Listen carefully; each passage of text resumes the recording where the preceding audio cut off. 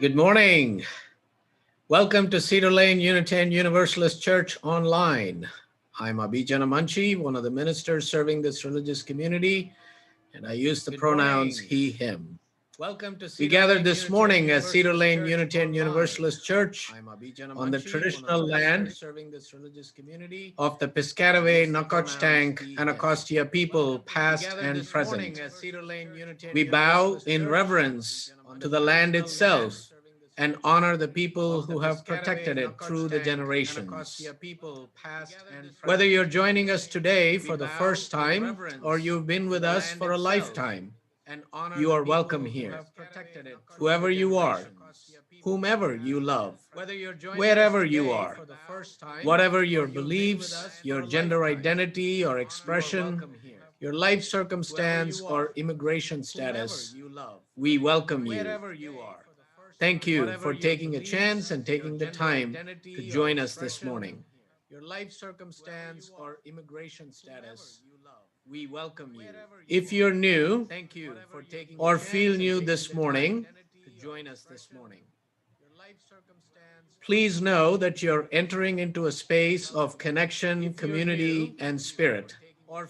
A space where we celebrate our joys and honor one another's sorrows. Within our Cedar Lane community this week, we celebrate with Todd and Lisa Chernikov, who were married 30 years ago on June 30th by the Reverend Ken McLean at Cedar Lane. Congratulations, Todd and Lisa. I can't let you go without a few announcements this morning. Our pastoral visitors, who are an extension of our ministry team, are available in the chat to support you. Beginning in July, we will be taking a cruise up the Potomac River with our sibling UU congregations in the DC metro region, River Road, All Souls, Arlington, and Fairfax for the Preaching Up the Potomac Summer Worship Series.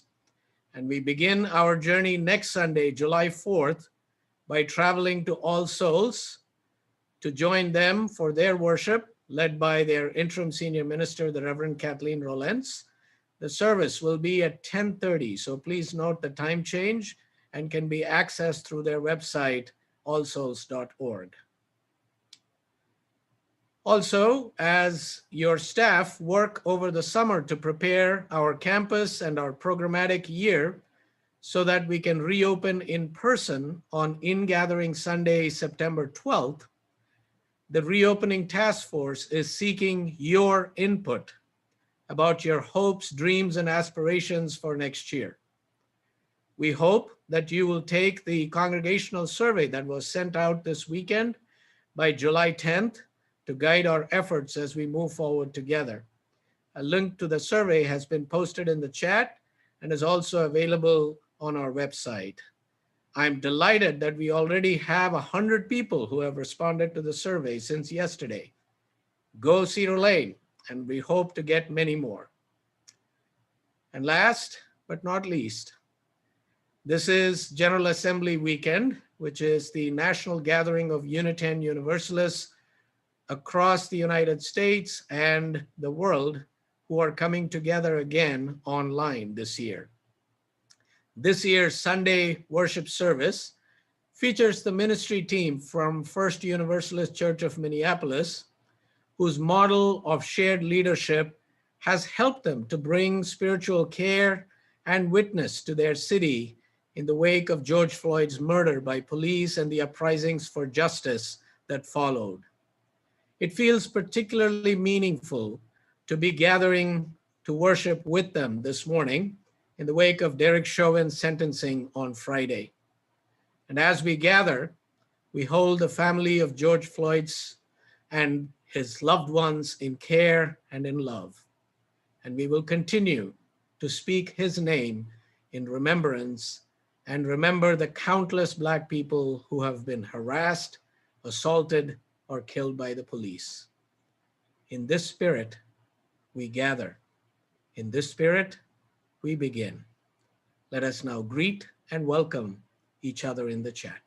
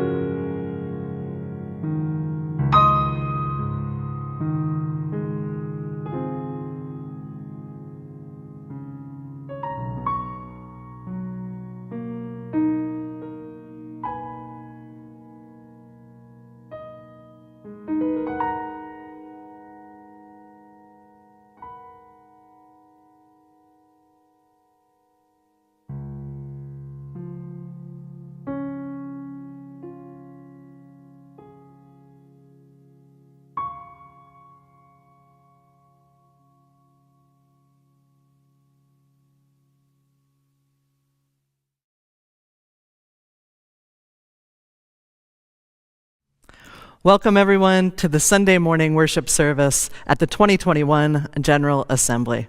My name is Jennifer Crow and I'm one of the ministers at the First Universalist Church of Minneapolis, and we are so glad that you are here with us. If you're joining us live on Sunday morning, we hope you'll use the chat if you're able and let us know where you're coming in from and say hello to each other there. First Universalist Church is a faith community that welcomes, affirms, and protects the light in each and every human heart, that listens deeply to where love is calling us next, and with humility, compassion, and courage, acts for justice in the world. We do all of this as a faith community that is deeply committed to dismantling white supremacy culture and building the beloved community, a place where all can be free and feel a sense of belonging and wholeness. We welcome you to this place and space. We come to you today from Minneapolis, Minnesota, from First Universalist Church, from the shores of MICAH and the contemporary and traditional homelands of the Anishinaabe and Dakota peoples, the original stewards of this land. We come to you uplifting the name of these lands and the community members from these nations who reside alongside us. We come to you from Falcon Heights, from Brooklyn Center, and from George Floyd Square. We acknowledge the trauma that is deeply embedded in the foundation of this country, the genocide, enslavement, and ongoing occupation and oppression that has impacted indigenous communities, communities of color, and immigrant and other communities, the culture of colonization and white supremacy that injures us all. We acknowledge the communities of resistance that continue to side with love, teaching us through their persistence, courage, and creativity that another way is possible. Here in this particular place, and in all of the places that you are, we invite you to bring your full self into the present moment. Breathing in and breathing out, we connect across space and time. We heal ourselves and each other as we tell the truth in love.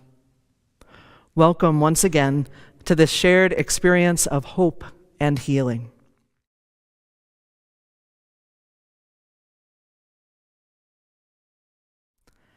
Our chalice lighting today is led by some of the members of First Universalist Church's single parents community. These families have been meeting faithfully together over Zoom throughout the pandemic, offering care and support to each other during these challenging times. Please join us in lighting your own chalice as we light our chalice led by Reverend Sarah Smalley and these families. Please join in the words for the lighting of the chalice. Love is the spirit of this church, and service is its law. This is our great covenant. Together in peace. To dwell together in peace. To seek the truth in love. And to help one another.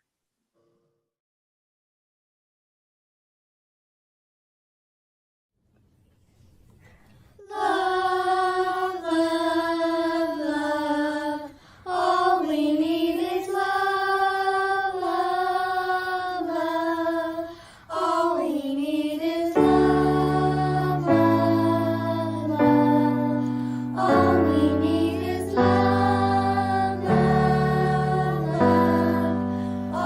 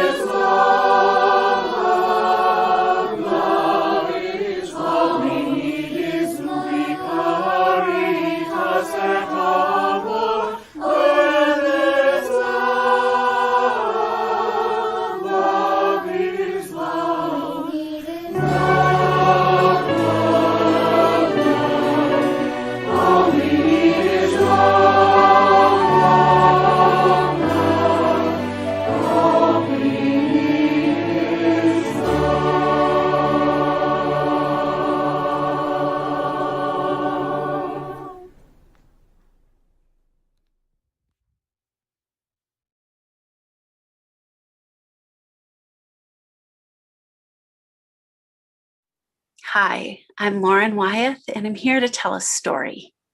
And in particular, I want to talk with the kids because I'm going to tell you about a time, kind of a long time ago, when I learned something really important from my son. My son Ames and we were hanging out one Sunday afternoon, not really doing that much. And apparently I was humming under my breath. I was humming this tune. And Ames was about maybe 5 years old, but somehow he'd never heard this song before. So he asked me to sing it to him. And so I did. It's the one that goes like, on top of spaghetti all covered with cheese, I lost my poor meatball when somebody sneezed. And Ames listened really closely. And then he got really serious and he demanded sing the rest. And so I did. It rolled in the garden and under a bush it goes. And then at that point, Ames's lower lip starts sticking out and his forehead starts getting all wrinkled up. And I was surprised. I stopped and I said, what's up? Are you okay, honey? And he goes, keep singing. So I did. But when I sang, and then my poor meatball was nothing but mush, Ames just started crying, tears running down his face. And I was shocked and I was like, honey, what's the matter? And Ames just said, sing it again. And I said, but isn't the song what's making you cry? And he nodded and I said, but I don't want to make you cry. And he goes, Mama, sing. Now, I really didn't want to sing something that was clearly breaking his heart, but Ames was 100% clear. So even though it was really hard to do it, I sang the song again and he kept crying. And then he wanted to hear it all the way through again and then again until finally he was all cried out. And only then, when he was resting his head on my shoulder and he was patting my arm, really exhausted, only then was he ready to talk. And I asked him, what was making you cry? Was it that they lost their lunch, that their lunch rolled away? And Ames told me, no. And I could tell it was really hard for him to say this next part, but he said, it was the poor meatball. Poor meatball.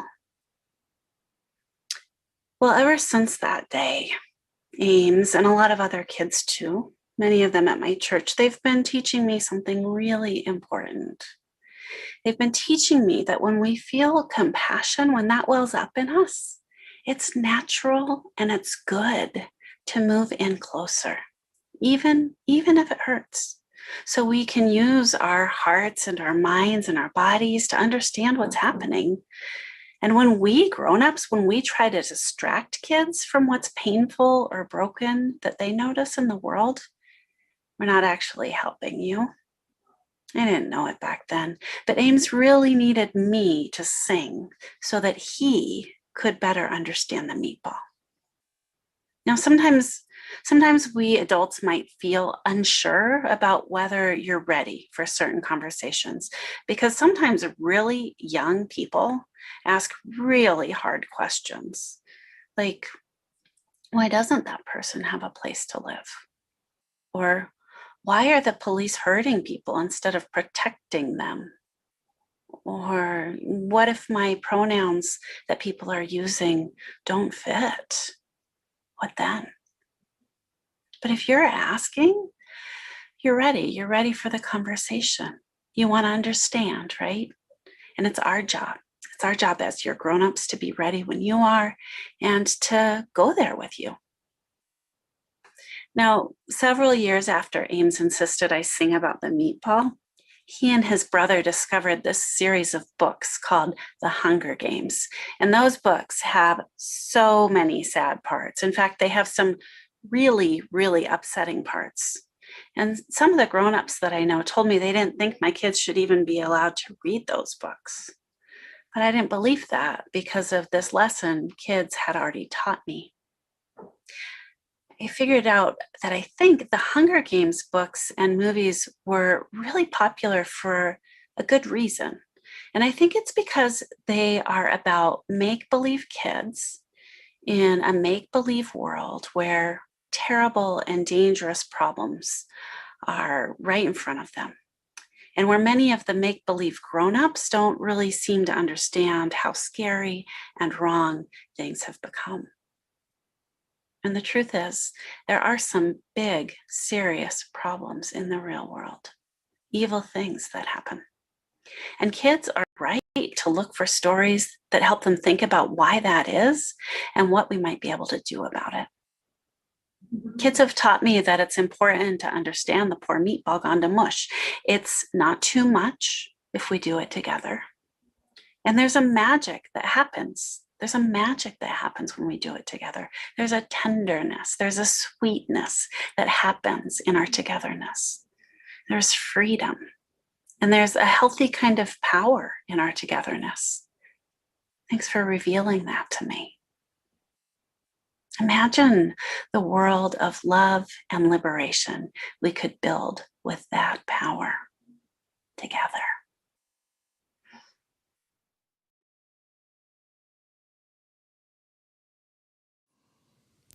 As we do every year at General Assembly, this morning's offering will go to a 501c3 that describes themselves as a multiracial, interfaith organization committed to justice issues of greatest importance to the residents of Milwaukee, a city afflicted with racialized and concentrated poverty. This year's collection will benefit MICAH, Milwaukee Inner City Congregations Allied for Hope, and joining us now with more information is Lisa Jones, MICAH's executive director and lead organizer. We rise.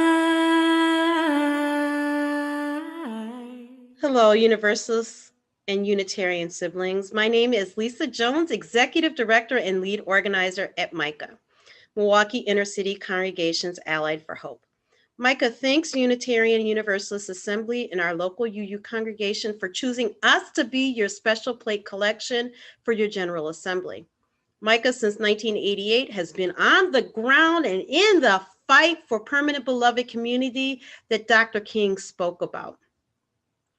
I'd like to share with you a video of our work over the last 2 years. My friends, let's rise up together to make Milwaukee, Wisconsin, and the nation a healthy community free from all oppressions. We rise, humbly hearted rise,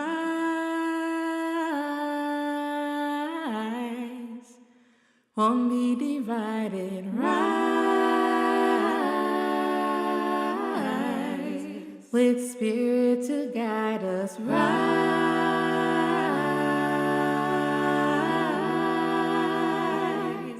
in hope, in prayer, we find ourselves here in hope, in prayer, we're right here in hope, in prayer, we find ourselves here in hope, in prayer, we're right here and we rise,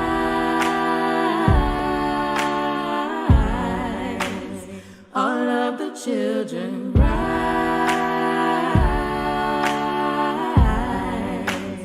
elders with wisdom rise, ancestors surround us rise,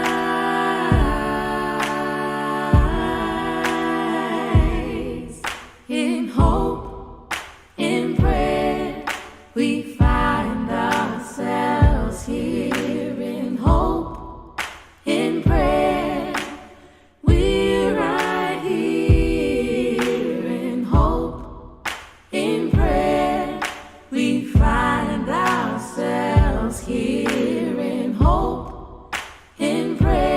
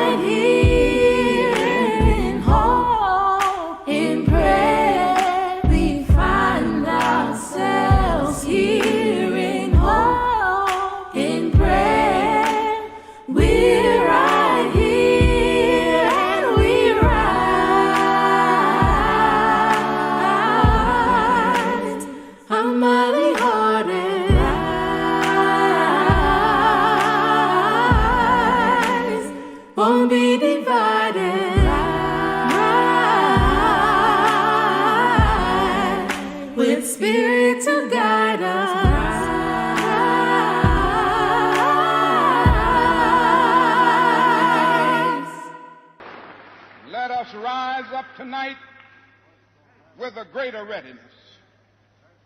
Let us stand with a greater determination, and let us move on in these powerful days, these days of challenge, to make America what it ought to be.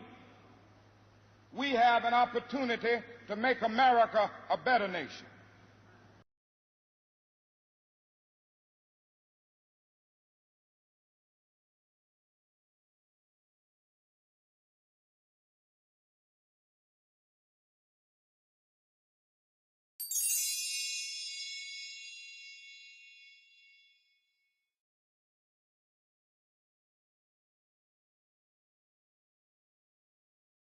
Good morning. I'm Aimee K Bryant. I'm the artist in residence here at First Universalist Church in Minneapolis. For Black people living through the tyranny and oppression of anti-Blackness, singing can be an act of rebellion. It is technology for self-care, and it can also be a cauldron for cultivating joy. I offer you the following humming meditation in the spirit of that resilience and revolution. So I'm inviting us into a body-mind meditation together today. You are the expert on your body-mind. Please change or adapt any of the instructions I'm about to share to meditate in ways that honor and support your body-mind. Find a position that honors your being, that helps you be more comfortable. Relax your gaze or close your eyes if you prefer. Take in a slow, easy breath, and on whatever note you like, please hum. Let your body tell you when to inhale and when to hum. There is no one to keep up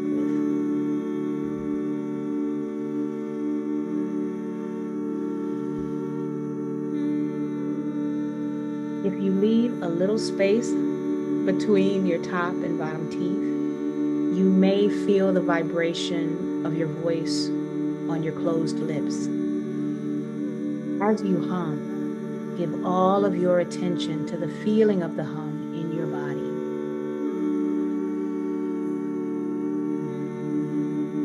Keep your attention on your breath as it enters your body, expanding your rib cage and turning into sound when you exhale.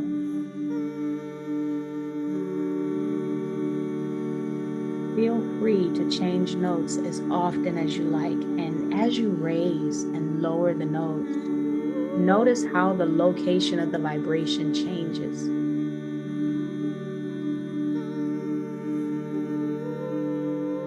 When you notice your mind wandering, say to yourself, thoughts, and then give all of your attention back to the vibration your voice makes in your body.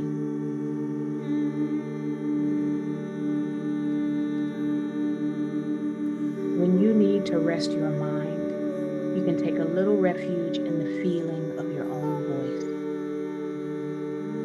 So that's one way you can use humming to quiet your mind. Continue to hum.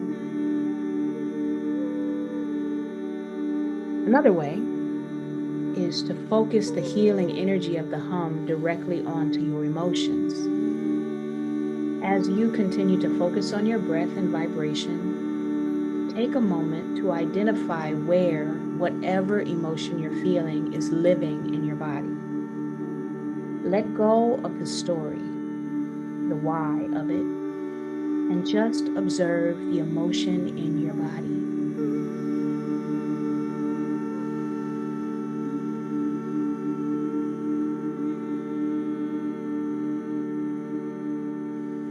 Even if you're feeling sad or angry, our intent is not to get rid of it, but to really get to know it, to be with it with a loving, non-judgmental curiosity.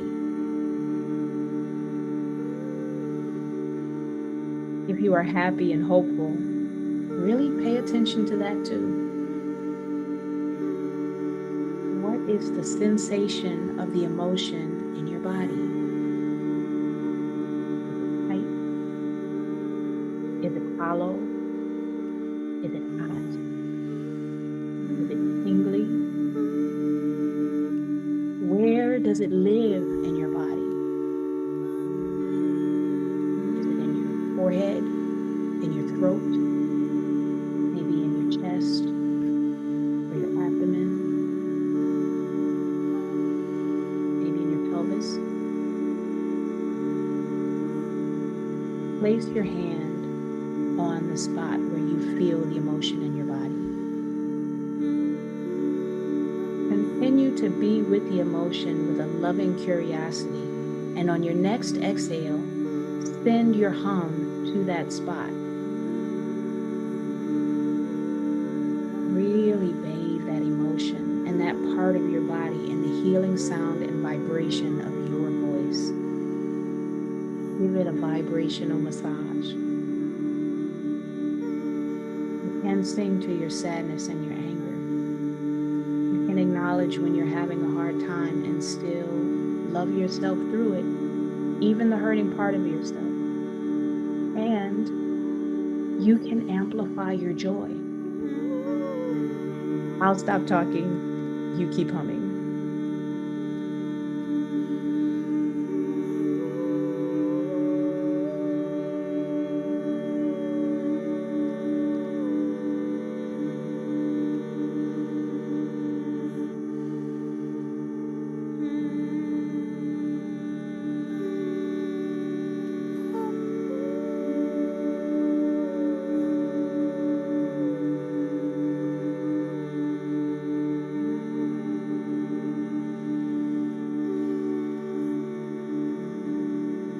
Let your next inhale be the beginning of the final hum of this meditation.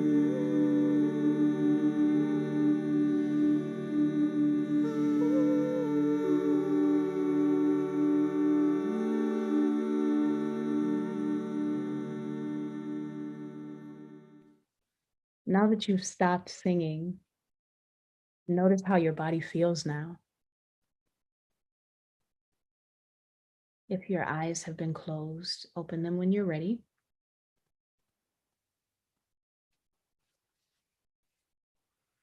Singing is a component in rituals across cultures because of its healing power. I know part of the way that Black people survived slavery and all of the oppression since is by singing our way through.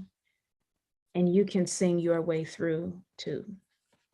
Thank you for humming with me.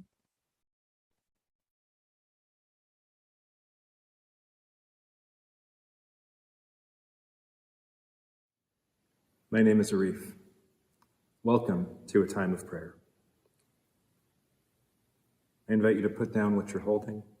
Let your body come into presence and awareness. Yo soy Julica. Te invito a un espacio sagrado.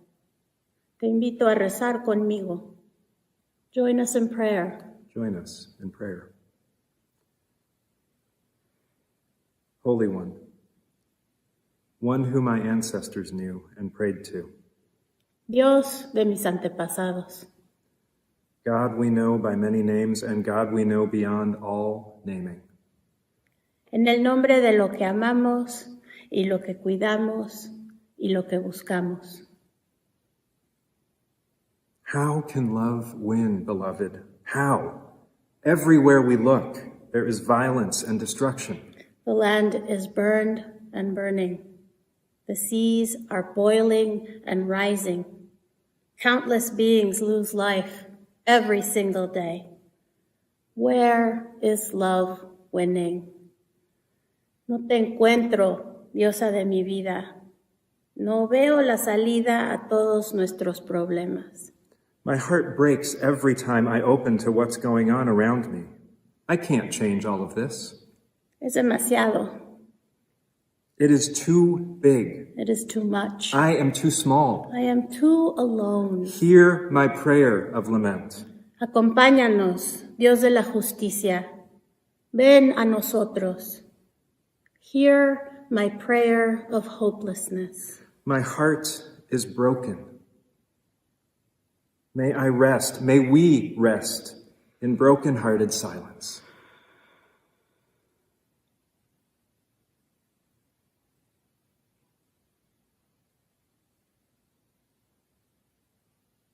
And I invite you to share, as you feel moved, what your broken heart is carrying.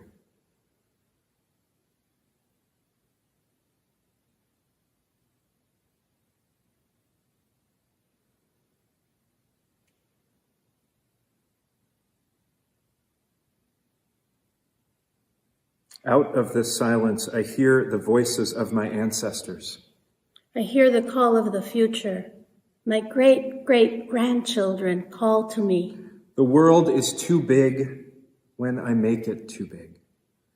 My work, our work, is maybe not to win, but just to try. Maybe love is already winning. El amor ya está ganando. My great-great-grandchildren are cheering us on. You don't have to win everything. Just hold the space. Just hold the space. We are coming. Ya venimos. Love wins when my resolve does not waver. Love wins when I nourish even a tiny ember of hope. El amor gana cuando me pinto la cara color esperanza.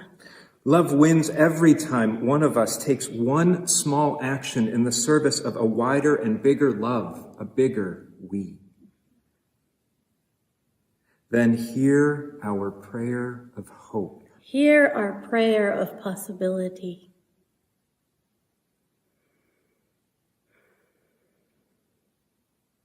Where in your life is love winning even now?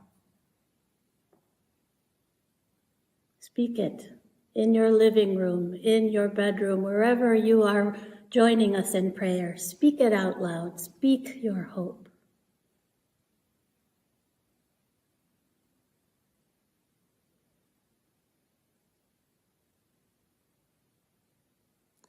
We may or may not change the world. That is not ours to know, but love wins when we hold on to ourselves. When we hold fast to one another. When we keep faith with each other and make room for more and more and more to join us. Juntos, adelante, más y más cada día. Just hold the space. We are coming. Amén. Bendita seas, benditos seamos todos. May it be so, and blessed be.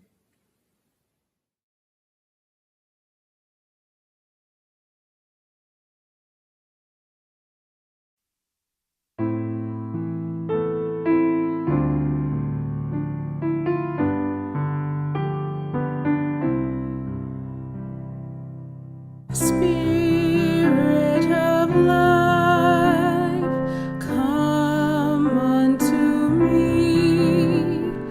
Sing in my heart all the stirrings of compassion.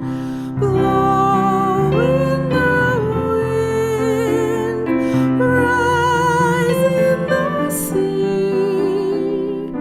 Move in the hand, giving life the shape of justice. Roots hold me close, wings set me free. Spirit of life, come to me, come to me.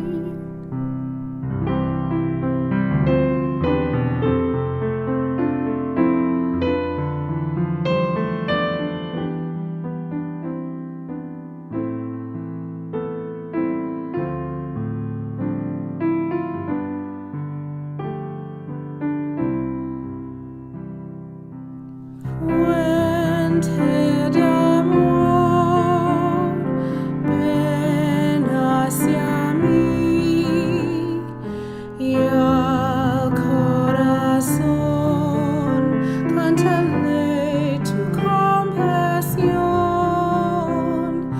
Sopla volar, sube la mar, hasta moldar la justicia de la vida.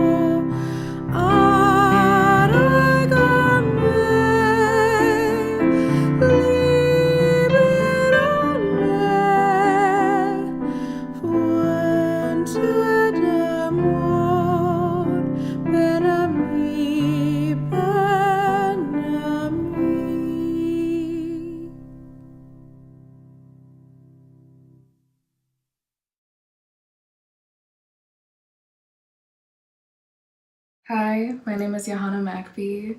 I'm a member at First Universalist Church, and I also serve on the Board of Trustees. Today I'm going to be reciting a poem by Reverend Teresa Inés Soto. It's called Everything is Still on Fire. Everything is still on fire. Despite your best efforts in addition to living, it is clear that fire or not, you must level up in what it means to thrive. Right now, that means wrestling with the truth and the fact that everything is not your fault. I am sorry that everything is still on fire. Once hate catches the winds of not my problem blow and blaze, it is hard to stop. But hard is not impossible. Not yet is different than never. You, in community, have an answer. You have a response to systems of power and control and to the cost of suffering. You and your community together are the answer. You are not only a people of flame, but also a people of cold, clear truth. You know both where you fall short and where you flourish and where you still reach. Everything is still on fire, but all is not lost. You remain more nimble than steadfast, more unshakable than swayed by the latest rage. You are here to put out the ravenous flames and heal the world.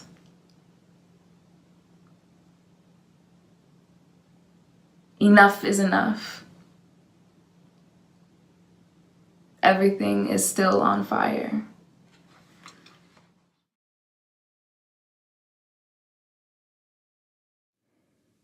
In 1967, Douglas Turner Ward wrote a play called The Day of Absence. The play starts off with a town in absolute panic. Something was terribly wrong. Half the people had disappeared. In fact, all of the black people in the town had disappeared. A scene from the play. Jimmy, they gone. Henry, not a one of them in the street, not a one of our homes, not one singing, not one walking down the street. The last living one of them, nowhere to be found. What are we going to do, Mayor? Keep everybody together. Keep your head on your shoulders. They can't be far, probably just hiding somewhere. Jackson. Yes, sir, Mayor? Immediately mobilize our Citizens Emergency Distress Committee.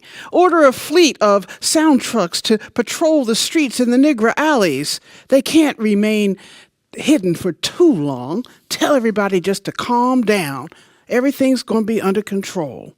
Then have another squadron patrol some more alleys and find out if they're hiding somewhere where we can't find them.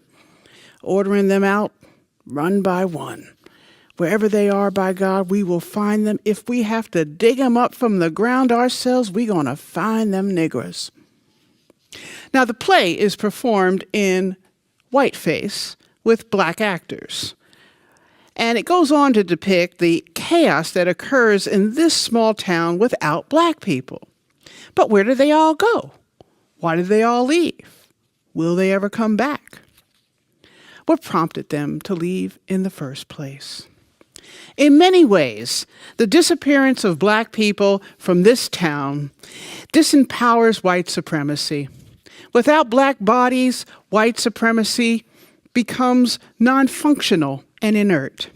Without blackness, whiteness is dangerously feeble, feckless, and frightened by its own shadow. Since it is historically irrational and nearly impossible for blackness to enter into any kind of fruitful relationship with the concept of whiteness, black liberatory responsibility and rationality is the only path forward. One form of this rational Black resistance that has proven highly effective throughout the Black diaspora is that of fugitivity.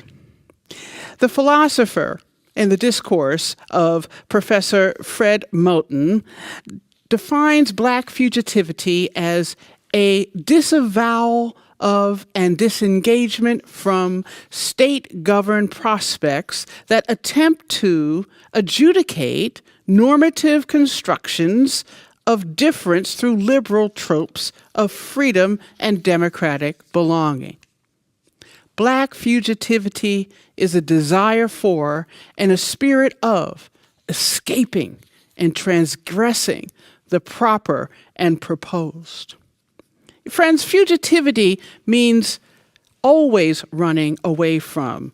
The ontologically embodied challenge for African Americans to leave that random social notion of slaveness.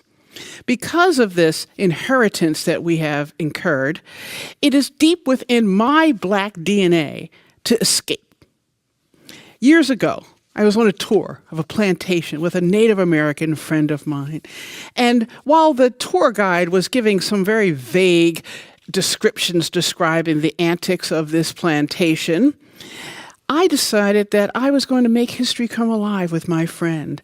And we started to play a game with the tour guide and the other tourists of running away, of hiding around every corner, telling them to shh, we're trying to escape, massa.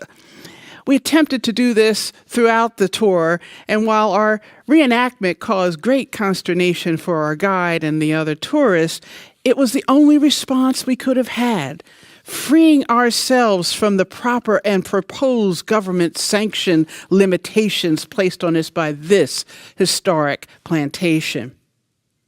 The demarcation of Blackness necessitates our fugitivity. In the play, Blackness disappeared from that town. They left because of the gratuitous acts of harm inflicted upon them. They left because they had plans to build communities like the Blue Maroon community in the Blue Mountains in Jamaica. They left because they had ideas to produce an economy like the fabulously wealthy Black Wall Street of Tulsa.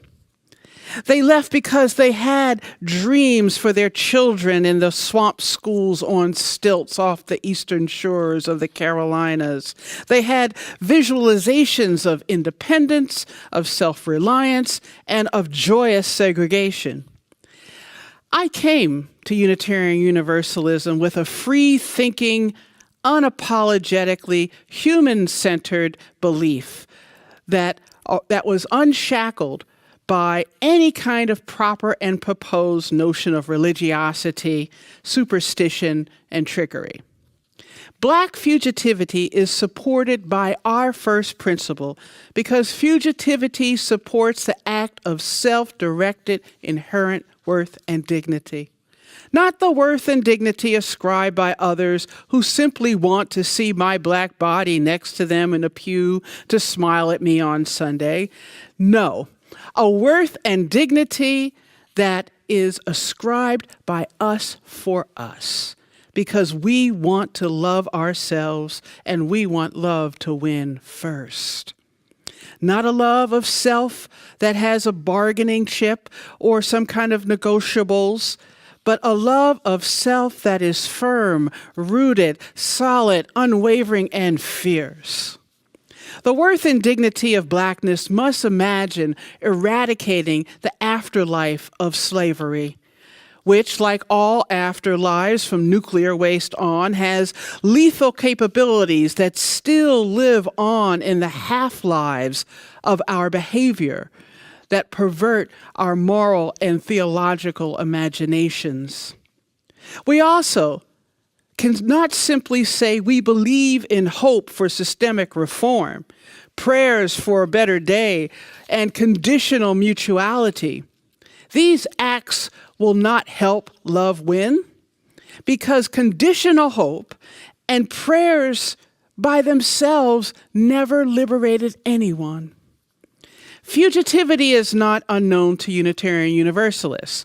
We know that it's because of our ideas.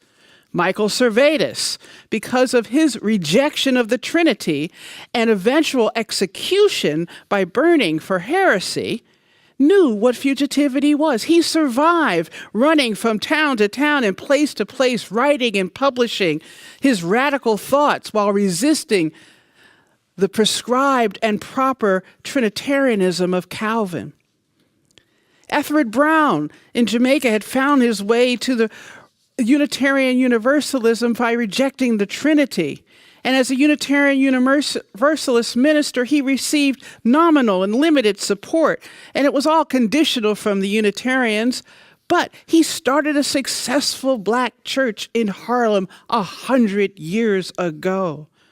Reverend Brown, like so many black Unitarians and Universalists, over the last 175 years became fugitives within our faith, seeking theological and religious freedom, only to be met with racism, tokenism, and pet-like curiosity.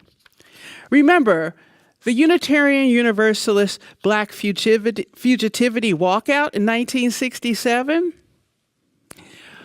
Black ancestral commitments to humanism is seen in these freedom-seeking behaviors. Fugitivity, escaping, marooning, and hiding.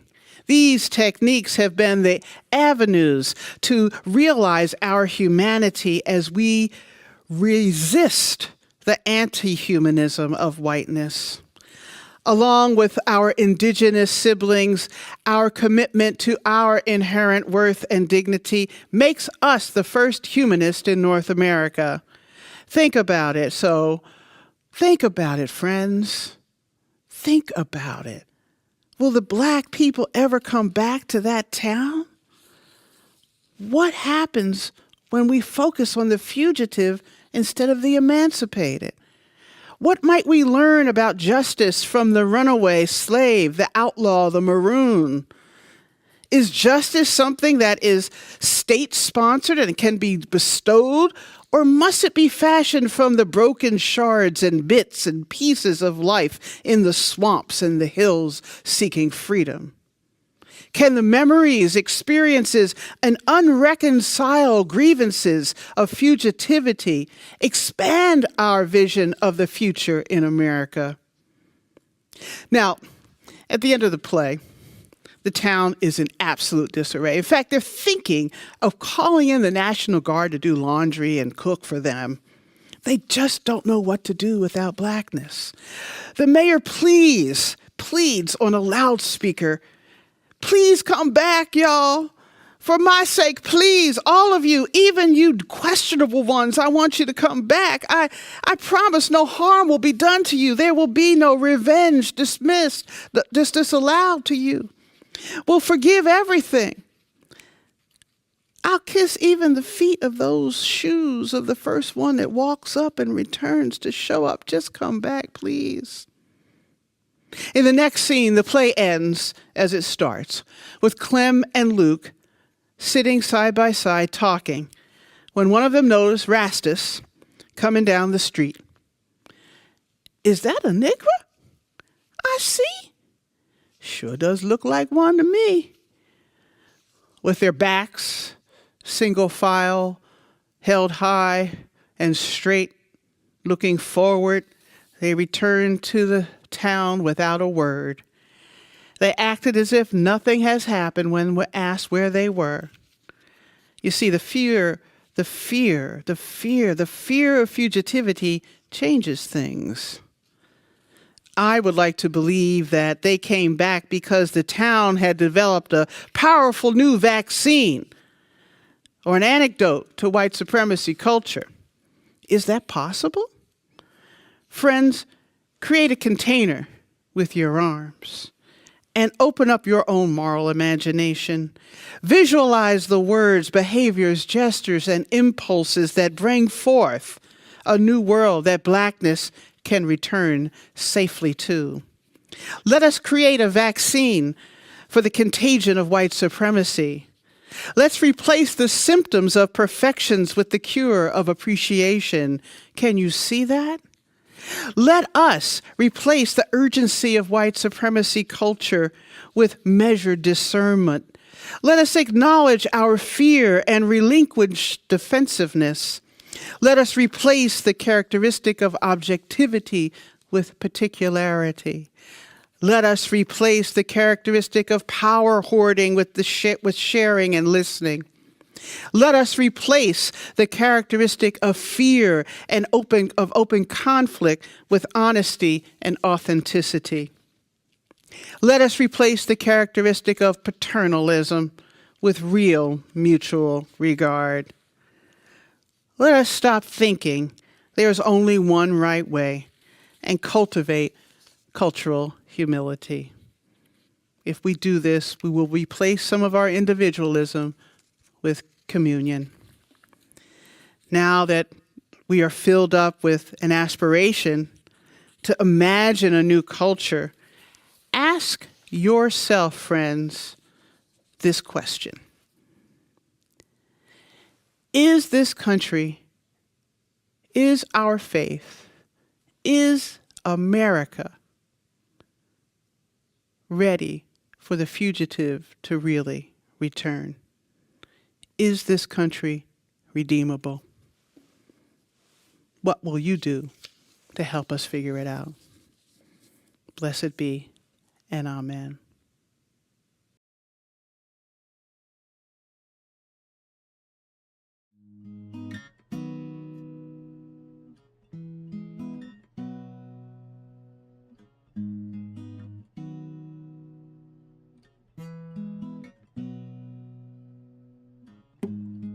To admit I'm in the rough. Try to forget, but it's just so tough, yeah. Hungry for peace, and whenever I ease it, the more it just breaks me down. No, but I still hang on. So if there's no pressure, there'll be no diamonds. So I don't mind it coming my way, no. I'm tired of putting out the fire. Freedom is all I desire. If there's no pressure, there'll be no diamonds. And I know I will be a diamond. Diamond, diamond, I know I will be a diamond, diamond, diamond. People say they hear you, but they don't really understand. It's really so exhausting. They're trying to reach out for someone's hand. Keep on telling me it gets better. It's hard to see when all I get is bad weather. No, but still I know, yeah. If there's no pressure, there'll be no diamonds. So I don't mind it coming my way, no. I'm tired of putting out the fire. Freedom is all I desire. If there's no pressure, there'll be no diamonds. And I know I will be a diamond, diamond, diamond. I know I will be a diamond, diamond, diamond. Home for me, press on me, I don't mind seeing it coming my way. Home for me, press on me, I don't mind seeing it coming my way. Home for me, press on me, I don't mind seeing it coming my way. No. Home for me, press on me, I don't mind seeing it coming my way.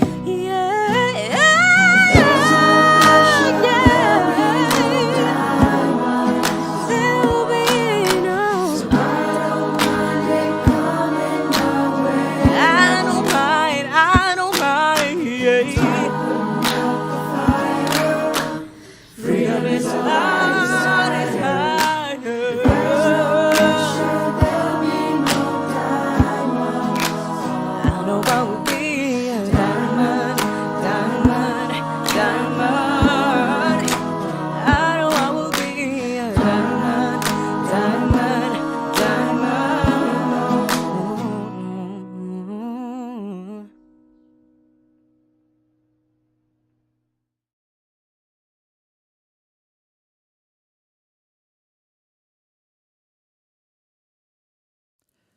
It was a few months ago when my son made the invitation. It was the first spring thunderstorm here in Minneapolis after what felt like a perpetual winter. Henry wanted us to join him outside in the rain. Now, this might seem like a typical invitation from a kid to their family, but it wasn't for us. You see, it was just about 5 years ago, during a thunderstorm much like this one, that lightning hit our house in the middle of the night. The impact of the lightning, the sound, it rocked us awake that evening. And we went stumbling through the house, looking for each other and heading out into the rain. We lost almost everything in an instant, and we were incredibly lucky. We knew it could have been otherwise. Now, given that history, I can't say that anybody in my family really looks forward to a thunderstorm. In fact, on that night, when Henry was inviting us to join him out there in the rain, I was considering cowering in the corner of the basement. But I figured as the only adult present at that point, I should probably stay upstairs. It wasn't until the next morning that it dawned on me what Henry had been doing that night. He wasn't hiding from the reality of the rain. He wasn't hiding from the thunder and even the fires that had, in fact, returned to our city. He was out there in it. He was soaking up the joy of the first spring rain after 6 months of waiting in Minnesota. He was out there even as the lightning was lighting up the sky, going past surviving and into thriving. And he was inviting us to join him in it. I tell you this today, not just because I want to brag on my son, which I always do, just to be clear, but I'm telling you this because when I woke up the next morning and realized what he was doing, I realized he was inviting us to go past the kind of living where it's white knuckle, hold on, barely make it through, and move past that out into joy. He was reminding me that another world and another way was possible. And I was so grateful for that reminder. Now, we know something about fires. All of us do, literal and metaphorical, whether we're in Minneapolis or somewhere else.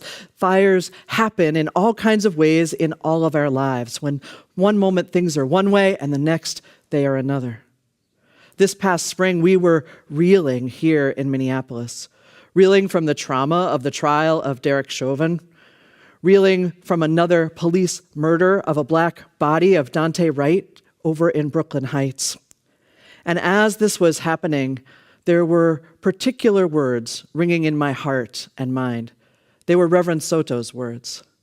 They write, "Everything is still on fire. Everything is still on fire. And in addition to living, it is clear that we are going to need to level up in what it means to thrive." Everything is still on fire, they write. And in addition to living, it is clear that fire or not, we must level up in what it means to thrive. Beloveds, it is time for us to level up in what it means to thrive as individuals and as Unitarian Universalists. We are meant for more than survival, even though sometimes that is all we can do. We are meant for thriving. Our communities are meant to be spaces of collective liberation, places where we and all who join us know without a doubt their inherent worth and dignity, places where we can be living examples of the embodied experience of what it means to be whole and holy and worthy, welcome and wanted, to know ourselves one more Redeemer here on this earth. That is what our communities are supposed to be like. We are meant for thriving. A circle wide enough to welcome us all. A love that will not let us go. This is who we are meant to be. This is the love we are meant to embody. Now, the pressure is on these days. The pressure is on, as Jake Zyrus and our First Universalist youth just sang to us. And if I am honest, I do not mind it coming our way at all. Because it is time. It is time for us to become the people we have long proclaimed ourselves to be, the people of a true, wide welcome. This is who we are meant to be. And I'll tell you, my fear is that we will continue to dream small, that we will dream small and fall victim to minuscule change and call it progress. I'll tell you, I am haunted, absolutely haunted by the story of a young Howard Thurman. Howard Thurman, who would go on to become the spiritual advisor to Martin Luther King Jr.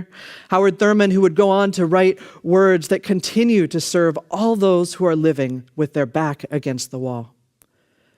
It was the 1920s, and Howard Thurman was a student at Morehouse College, and he was on his way with his mentor to an integrated meeting at the local YMCA. There at that meeting, he was going to hear from the white leaders in town about their plan to create greater racial equity in the city of Atlanta. So Thurman arrived and sat down, and one of the most liberal white men in town got up and began holding forth. Great change was coming, he said. They had done something magnificent. You see, there in the auditorium in town, the seating had always been segregated, with whites sitting at the front of the theater and blacks sitting at the back. But he and his friends had gotten to work, and they had changed things there in the city. They had made it so the dividing line in the auditorium now ran down the center, running vertically, with whites on one side and blacks on the other. Wasn't this amazing progress they had made? Thurman stood and turned and walked out of the room. This was the progress he had been promised? Was this really the best that the well-meaning white folks in power could come up with? Simply a moving around of the lines that divided them? Such discouragement, so much frustration. I tell you, my fear is that we will be limited like this, now 100 years later. That somehow we will still fail to imagine progress and change big enough to be worthy of the legacy we proclaim. That is my fear for us. It was 20 years later, after that meeting at the YMCA, that the Reverend Dr. Howard Thurman was called to serve the first intentionally multicultural, multiracial congregation in the United States. It was 1944. And Thurman and the people of the Church for the Fellowship of All Peoples did something more. They'd stopped moving around the lines that divided us and instead created a community that truly welcomed people of all identities, where folks had experiences of the transcendent together and felt a sense of unity, a place where they lived into their faith and moved with action out into the world. They created a community of collective liberation, the kind we are dreaming of creating now. Even in a world where the fires keep on coming, it is possible for us to level up in what it means to thrive. And this, friends, is the kind of transformation I am inviting us into as individuals and as Unitarian Universalists. Even in this society that is so broken and so soul-breaking, we are called to live lives and create communities of collective liberation, places where we can feel joy, where we can be welcomed in the fullness of who we are, and trust that we will be welcomed in love with the wide embrace that we talk about. This is who we are. This is who we are called to be. We can do this. We can level up in what it means to thrive, to be the people of the wide welcome, to be part of a love that will not let us go, to stay in the struggle, friends, until love wins. May it be so, and amen.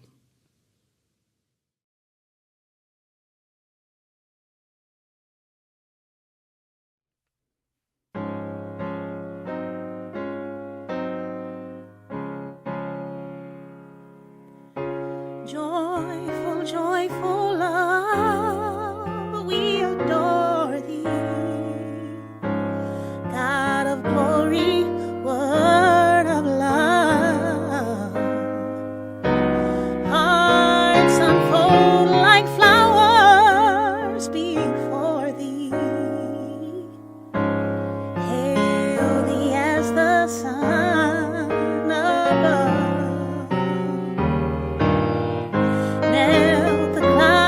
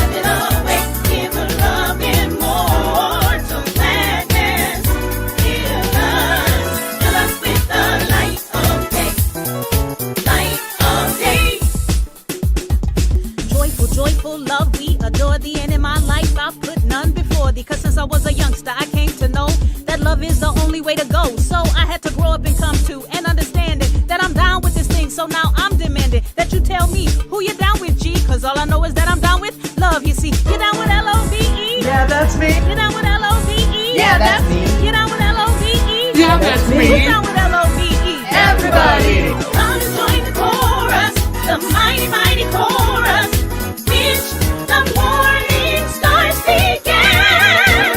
The option of love is right before us. By the way, what have you done for love lately? Ooh, yeah. What have you done for love lately? Love watches over everything, so we sing joyful, joyful love. We adore thee, God of glory, word of love. Hearts unfold like flowers before Him. Hail the Son of a fullness. Hail the clouds of gloom and sadness. Drive the dark cloud away. Drive it away, giver of immortal gladness. Heal us, joyful, joyful, we adore thee.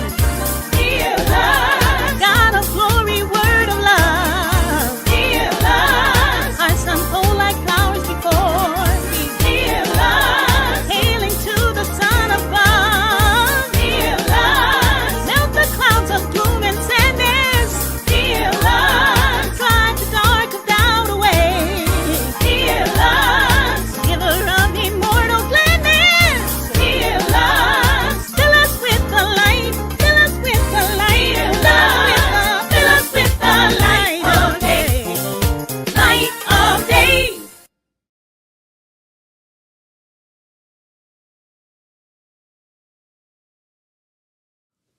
Beloveds, may you each know yourselves as the beautiful and important people that you are.